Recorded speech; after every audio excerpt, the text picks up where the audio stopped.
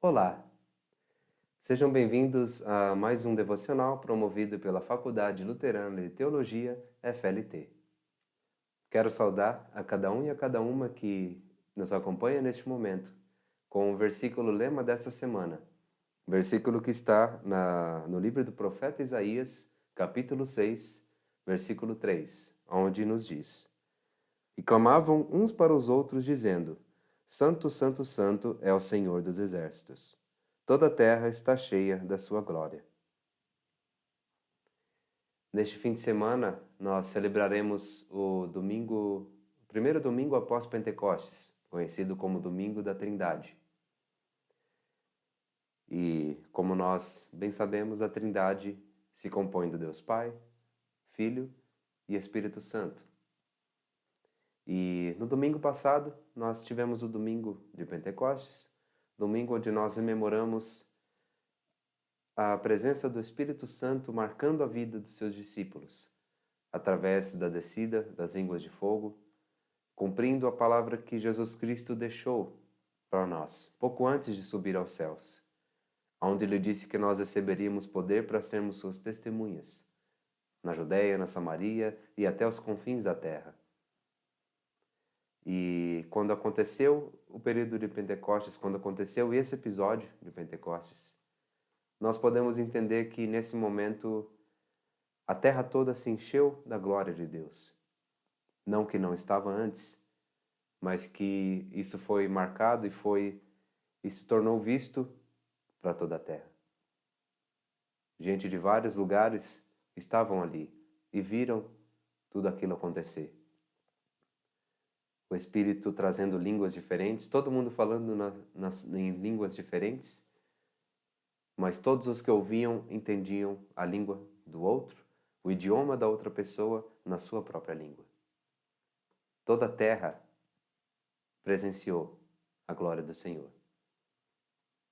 E nesse fim de semana, neste culto, nós rememoramos essa presença, que também ela marca o início do cumprimento da grande comissão.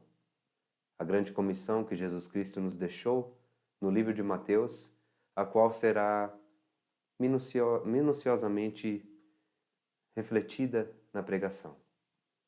A pregação de hoje será sobre a grande comissão que Jesus Cristo nos deixou. Essa glória foi deixada para que nós vivamos a salvação. O Espírito Santo, ele na verdade marca a presença de Cristo sobre nós, juntamente conosco, para que nós vivamos essa glória da salvação. A glória que está sobre toda a terra, disponível a todo aquele que crê em Jesus Cristo, como seu Senhor e Salvador. Passamos agora a um momento de oração. Pai querido, Pai amado, obrigado pela glória que o Senhor deixou sobre nós, pela presença do Teu Espírito Santo, que nos acompanha, que nos capacita e nos dá poder para ser testemunhas do Senhor, aonde quer que nós estejamos. Peço que o Senhor nos perdoe por muitas vezes nós não cumprimos o Teu chamado, não cumprimos aquilo que o Senhor nos chama a fazer, pecando diante de Ti, em palavras, pensamentos, atitudes ou omissões daquilo que nós deveríamos fazer. Perdoa-nos, Pai. Pelo Teu amor, pela Tua misericórdia, clamamos, tenha piedade de nós. Senhor, tenha piedade. Peço que o Senhor abençoe também a pregação, que a pregação que será feita logo daqui a pouco. Também já desde o louvor que será entoado em preparação para a pregação, para que nós possamos ter a nossa terra preparada e que essa terra receba a semente da Tua palavra, para que essa palavra possa gerar vida em nós. Em nome do Teu Filho Jesus é que nós clamamos. Amém. Convido então a comunidade para que nós ouçamos um hino em preparação para a pregação.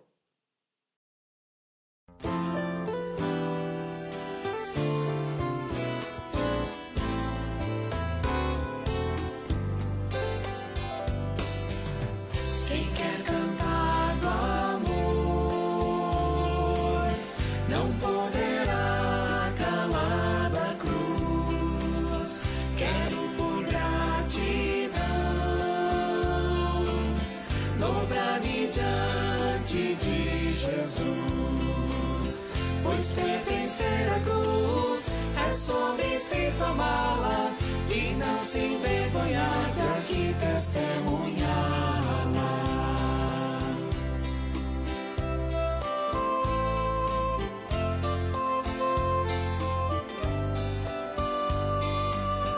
Quem quer cantar do amor não poderá calar da cruz. Jesus morreu por mim e agora eu lhe pertenço, sim. E mesmo que o mundo por isso me despreze, eu falo de Jesus e que seu fardo é leve.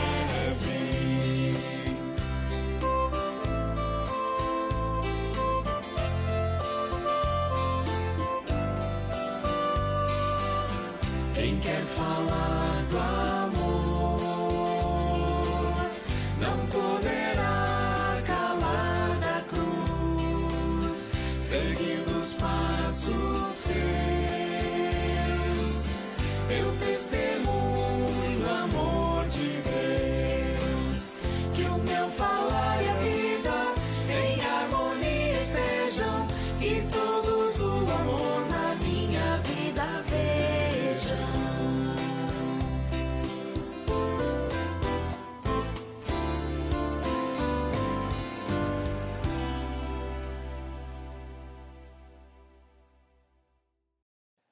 Olá, no próximo domingo nós celebramos o primeiro domingo após o Pentecostes. O Espírito enviado por Jesus é a sua presença conosco, nos levando à fé, nos fazendo olhar para Jesus, nos dando a direção da nossa vida aqui como discípulos e discípulas de Jesus. Para que nós façamos sua vontade, o Espírito Santo está presente conosco. O texto do Evangelho de Mateus, indicado para a pregação do próximo domingo, é um texto muito conhecido. É o texto da assim chamada Grande Comissão de Jesus aos seus discípulos. Nele, Jesus promete que estaria com os seus discípulos até o fim desta era, até o fim dos tempos. Ao se dirigirem ao túmulo de Jesus ao findar do sábado, naquele final de semana tão importante, as mulheres, Maria Madalena e a outra Maria, provavelmente Maria, mãe de Tiago e de José, já mencionada lá no capítulo 27, no verso 56, têm um encontro surpreendente com um anjo. E dele recebem uma missão muito importante de irem depressa e dizerem aos discípulos de Jesus que Jesus ressuscitara dos mortos e estaria indo adiante deles até a Galileia. E lá os seus discípulos novamente o veriam. Anteriormente, conforme nós podemos ler em Mateus 26, no verso 32, o próprio Jesus já havia dito ao seu discípulo Pedro que após a sua ressurreição, ele iria adiante dos discípulos a Galileia. Quanto às mulheres que estavam indo levar a notícia aos discípulos, então, após a ressurreição, grande alegria, mas também o medo se misturavam em seus corações, enquanto corriam para cumprir a promessa que Jesus havia lhes dado e que o anjo havia lhes dado. Também as mulheres, a caminho, o próprio Jesus aparece. Ele confirma, então, a tarefa dada pelo anjo. Elas deveriam avisar aos discípulos que na Galileia, em um monte, veriam a Jesus novamente. Tradicionalmente, esse monte é identificado como o Monte Tabor, lugar também da transfiguração de Jesus. E quero convidá-las a abrirmos nossas Bíblias e acompanharmos a leitura do texto bíblico do Evangelho de Mateus, no capítulo 28, os versos 16 até 20. Mateus 28, 16 até 20. Seguiram os 11 discípulos para a Galileia, para o monte que Jesus lhes designara. E quando o viram, o adoraram, mas alguns duvidaram. Jesus, aproximando-se, falou-lhes dizendo: Toda a autoridade me foi dada no céu e na terra. Ide, portanto, fazei discípulos de todas as nações, batizando-os em nome do Pai, do Filho e do Espírito Santo, ensinando-os a guardar todas as coisas que vos tenho ordenado. E eis que estou convosco todos os dias, até a consumação do século. Esse texto finaliza, podemos dizer, com chave de ouro, todo o relato do Evangelho de Mateus. O Deus conosco, o bebê Emanuel, lá do início do relato do Evangelho, se apresenta agora como ressurreto que promete estar conosco, de fato, ser o Deus conosco todos os dias, até a consumação do século, como nos diz o verso 20. Por que Mateus enfatiza, afinal, que seria na Galileia que Jesus seria visto novamente? E que era para lá que os discípulos deveriam se dirigir. Jesus se encontra com os discípulos novamente na Galileia dos gentios. Sobre a Galileia se diz no começo do Evangelho de Mateus, relacionando com a profecia sobre o nascimento de Jesus, que na Galileia dos gentios, o povo que jazia em trevas viu uma grande luz, e que aos que viviam na região da sombra e da morte, resplandeceu-lhes a luz. Podemos ler essa palavra no capítulo 4 de Mateus, os versos 15 e 16. Galileia é também o lugar onde Jesus inicia o seu ministério. Uma marca do Evangelho de Mateus é essa ênfase no cumprimento das profecias do Antigo Testamento na pessoa de Jesus de Nazaré. Sua ligação com o povo de Israel é ressaltada sempre de novo. Mesmo assim, Mateus quer deixar claro aos seus leitores que a mensagem deve ser anunciada a todos os povos. Ide, portanto, fazei discípulos de todas as nações. Jerusalém talvez seria o lugar mais óbvio para esse encontro de Jesus com os seus discípulos. E lá, de fato, muitas coisas acontecem no relato bíblico. O evangelista Lucas, diferentemente de Mateus, ele fala da ordem dada aos discípulos de permanecerem em Jerusalém para receberem a promessa do Espírito Santo. Mateus, porém, assim como também Marcos, direciona o olhar dos discípulos novamente para o encontro de Jesus lá na Galileia dos gentios. Marcos diz ainda que o encontro acontece à mesa com os discípulos, na comunhão com os discípulos. E entre o relato da ressurreição e desse encontro das mulheres e desse texto que lemos, da famosa grande comissão, encontra-se um breve relato que deixa claro que em Jerusalém as lideranças judaicas tramam e subornam para que a notícia da ressurreição não fosse levada adiante, enquanto Jesus se encontra com os seus na Galileia dos gentios. Galileia é o lugar dos gentios. A Galileia é periferia. A Galileia não é centro religioso. A Galileia é o lugar onde o povão vive. Lá onde o povão sofre, onde o povão trabalha, onde o povo luta e vive a sua vida bem comum. Esse continua sendo hoje também o lugar de encontrar-se com Jesus. Por meio do seu Espírito, por meio da sua palavra, levada até hoje pelos discípulos de Jesus. Jesus nos encontra como discípulos, como discípulas dele. Ele vem e age entre nós, lá onde estamos, lá onde vivemos, lá onde nós sofremos, onde trabalhamos, lá onde nós choramos e fazemos festa. E é lá que o reino de Deus se faz presente, com Jesus que lá está presente. O seu Espírito está presente lá. Como lemos no relato do encontro com a mulher samaritana em João 4.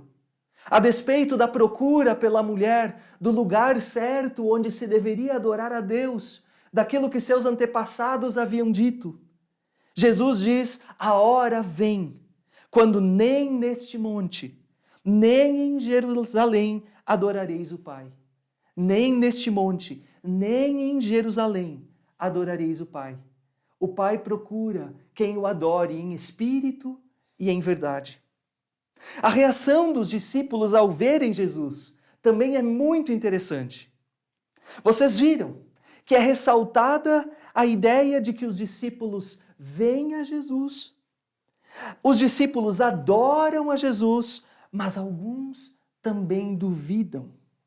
Como pode ser que discípulos duvidam, mesmo vendo Jesus na sua frente novamente? A palavra para dúvida que aparece aqui, aparece somente mais uma vez no Novo Testamento, em Mateus, no momento em que Pedro acaba afundando no conhecido relato de quando Pedro afunda depois de andar com Jesus sobre as águas. Pedro, então, duvidou. Jesus diz na ocasião que Pedro é um homem de pequena fé. A palavra denota indecisão, a palavra denota hesitação, incerteza e não a ausência de fé. A fé é a fé pequena, é a fé que hesita. E é justamente para essas pessoas que duvidam, que hesitam, que têm uma fé pequena, é que Jesus se dirige e promete a sua presença, que promete estar com eles todos os dias. Afinal, o que aconteceria agora, depois de intensos momentos que haviam vivido com Jesus? O que aconteceria? É muito importante percebermos que não é a pessoas perfeitas, com grande fé, há pessoas que não têm dúvida nenhuma que Jesus dá a tarefa. Mas há pessoas como eu e assim como tu, muitas vezes hesitantes, há pessoas carentes de certeza. É justamente desses que Jesus se aproxima. Não aqueles que confiam em si mesmos e na sua grande fé. Nós não confiamos na fé, nós confiamos em Jesus. Nós não nos baseamos em nós mesmos e na nossa própria fé, mas a nossa fé é direcionada a Jesus. E é o próprio Espírito Santo de Deus que nos capacita a crermos nesse Jesus, que nos capacita a não duvidarmos, mas crermos. Jesus não foge desses que duvidam e que hesitam. Jesus não xinga eles naquele momento, quando eles duvidam e hesitam. Mas Jesus se aproxima deles e a eles Jesus dirige a sua palavra de encorajamento, a sua promessa, a palavra que faz toda a diferença para que sigam a sua vida adiante como discípulos de Jesus. Os discípulos são, afinal, gente como a gente. Eles não são super-homens, super-crentes que recebem a comissão de Jesus. Jesus não foge, não xinga, mas ele se aproxima. Jesus direciona as suas vidas, corrige, e ele muda esse sentimento de hesitação e desconfiança por causa de sua palavra. E isso nós precisamos fazer todos os dias. Precisamos, por meio da palavra, a palavra que vem até nós e que direciona o nosso pensamento e que direciona nossas emoções novamente ao caminho que Jesus quer que sigamos. Que Jesus nos oriente com sua palavra ao seu discipulado e a fazermos discípulos. Porque muitas vezes nos encontraremos diante de Deus hesitantes, como pessoas que desconfiam e que precisam de novo ouvir e sempre de novo ouvir a palavra de Jesus. A base para o agir dos discípulos, para o agir fazendo discípulos adiante, na tarefa que eles recebem, está na autoridade que lhe fora dada, que fora dada a Jesus, autoridade sobre céu e sobre terra. É muito interessante lembrarmos que Jesus sempre de novo foi questionado em relação à sua autoridade para dizer o que dizia e para fazer o que fazia. E Mateus deixa claro, ao final do Sermão do Monte, por exemplo, que Jesus ensinava com autoridade e não como os escribas. Podemos ler isso em Mateus 7, 29. A autoridade de Jesus vinha do Pai e ele agia conforme suas palavras, e não falando uma coisa e fazendo outra. Certo é que nosso próprio nome e autoridade não fariam muita coisa. Não teríamos nós muito o que fazer ou dizer se dependêssemos de nossa própria autoridade. A nossa trajetória não convence. A nossa trajetória pode até fazer discípulos, discípulos de nós mesmos. Discípulos de Jesus, porém, logo vão perceber que a autoridade de outros discípulos é limitada. A autoridade de Jesus, porém, é uma autoridade ilimitada. É no céu e na terra, sobre toda e cada situação. A autoridade de Jesus não é revelada aos discípulos para que destruam, para que condenem. Também Jesus não faz isso instantaneamente com quem duvida e hesita, como vimos. Mas a autoridade é dada como confiança e sustento para se colocar a caminho. A autoridade de Jesus também corresponde ao seu jeito de fazer discípulos, à sua metodologia. É uma autoridade não para se usar da espada, é uma autoridade não para usar a força. E também nós não temos o direito de fazer discípulos de outra forma que não da forma de Jesus. Não por força, nem por violência, mas pelo meu Espírito, diz o Senhor dos Exércitos. Como lemos em Zacarias 4:6. As coisas do discipulado, as coisas na comunhão, as coisas na igreja, não acontecem por força ou por violência. Por mais que muitas vezes tentemos com todas as possibilidades de estratégias que temos, não é nossa força, não são nossas estratégias, mas é aquilo que Jesus faz, porque Ele tem toda a autoridade no céu e na terra. E aquilo que temos, somente o temos porque recebemos dele. E devemos fazer discípulos conforme a metodologia de Jesus, conforme o seu método. Recebemos espírito de poder, de amor e de moderação.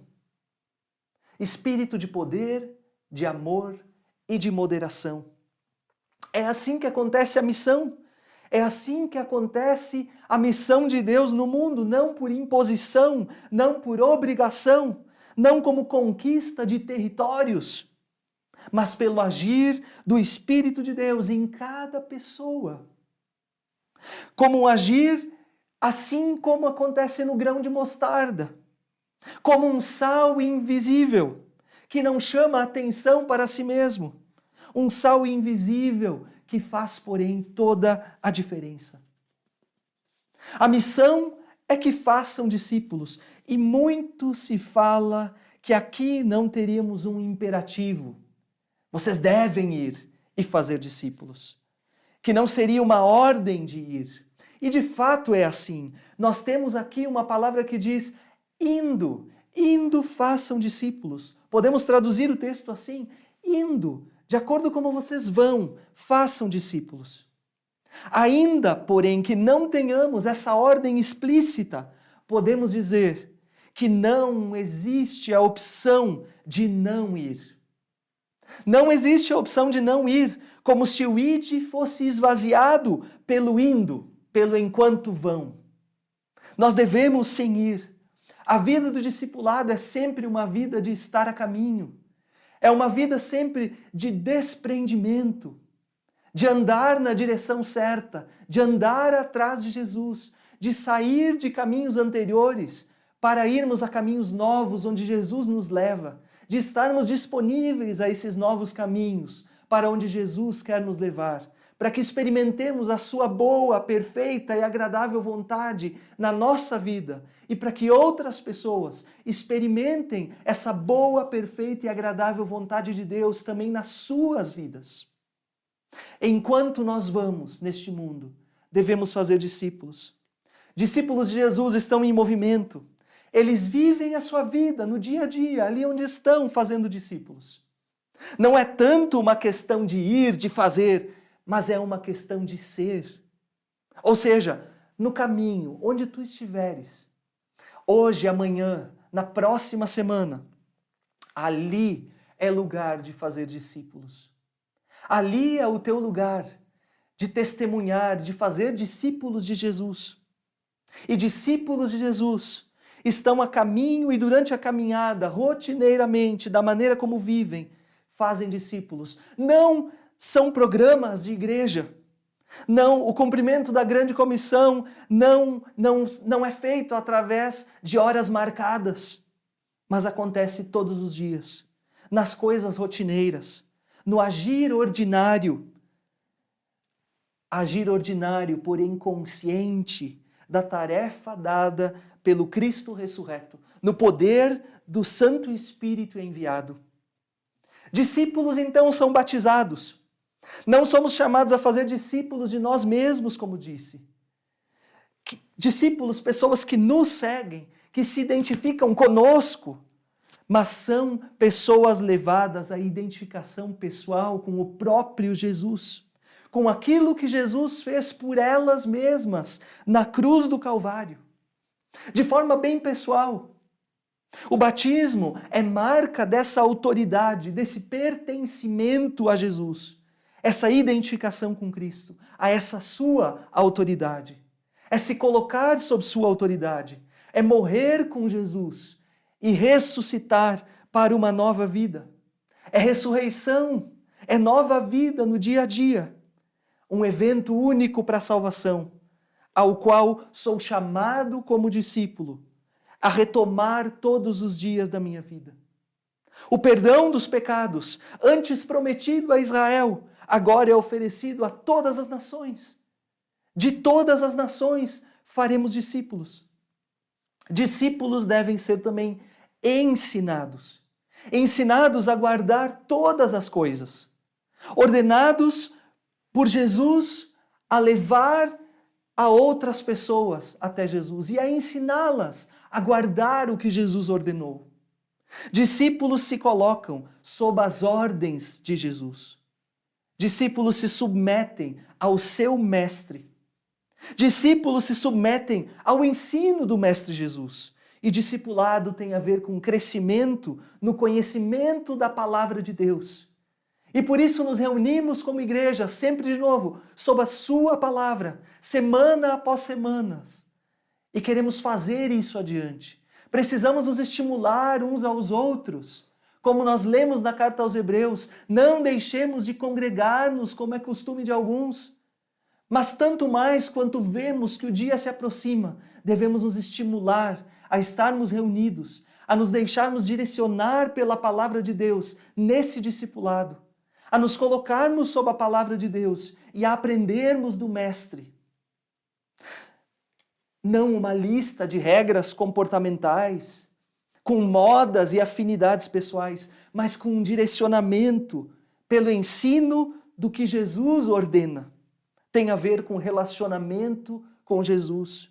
E ensino que acontece na prática, na caminhada, no andar junto, ou seja, nos nossos relacionamentos com pessoas. Enquanto caminhamos, somos instrumentos de Jesus. Não em programas em primeiro lugar, mas em relacionamentos, em caminhar com pessoas, com elas caminhar nas suas alegrias, nas suas dificuldades, indo e fazendo novos discípulos.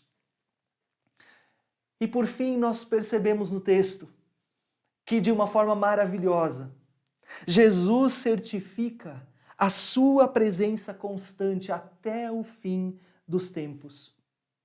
Para nós mesmos essa tarefa é difícil demais, mas é na confiança, na ordem dada, é na confiança na presença de quem ordenou, é na confiança na presença de Jesus por meio do seu Santo Espírito, de que andamos sabendo que não somos largados sozinhos, largados à nossa própria sorte, mas estamos conscientes da autoridade sob a qual agimos e conscientes também de que estaremos acompanhados do próprio Jesus por meio do Espírito. Que o Senhor Jesus nos faça ir, de fato, nos faça sair de nós mesmos, sair de nossas zonas de conforto, sair da nossa desculpa de dizermos nós fazemos enquanto vamos, mas nunca vamos. Que, em primeiro lugar, possamos sair de nós mesmos para irmos na direção do outro, que precisa do discipulado de Jesus, que precisa experimentar também na sua vida a presença salvadora de Jesus, a presença consoladora do Espírito Santo. Que indo façamos discípulos de Jesus, que estejamos conscientes de que ali onde estamos, ali é o lugar de sermos sacerdotes, sacerdotisas, lugar de fazer discípulos, não discípulos de nós mesmos, mas discípulos de Jesus. E que o Espírito Santo de Deus nos dê a certeza no coração da presença de Jesus conosco, de não precisamos temer, que a nós nos foi dado espírito de poder, de amor e de moderação, que não agimos, não andamos em nosso próprio nome, ou em uma pretensa autoridade que tenhamos e que queremos impor às outras pessoas, mas que Jesus, sim, Ele tem toda a autoridade e sabe usá-la da maneira certa, do seu jeito, poder, amor e moderação. Ele prometeu estar conosco até o fim. Que a palavra de Deus nos conduza ao amor de Deus o Pai, a comunhão do Espírito Santo, a graça do Senhor Jesus. Amém. Jesus Cristo nos chama a sermos testemunhas, vivendo o seu Evangelho com a nossa vida, para que nós assim possamos fazer discípulos em todas as nações, fazendo discípulos aonde nós estivermos. Bendito é todo aquele que ouve essas palavras, as guarda em seu coração e as vive na prática. Assim como estamos, recebamos a bênção do nosso Deus. Que o Senhor te abençoe e te guarde. Que o Senhor faça resplandecer o seu rosto sobre ti e tenha misericórdia de ti. Que o Senhor sobre ti levante o seu rosto e te dê da sua paz. Vão na paz de Cristo, façam discípulos para a honra e glória dele, servindo a ele com alegria. Amém.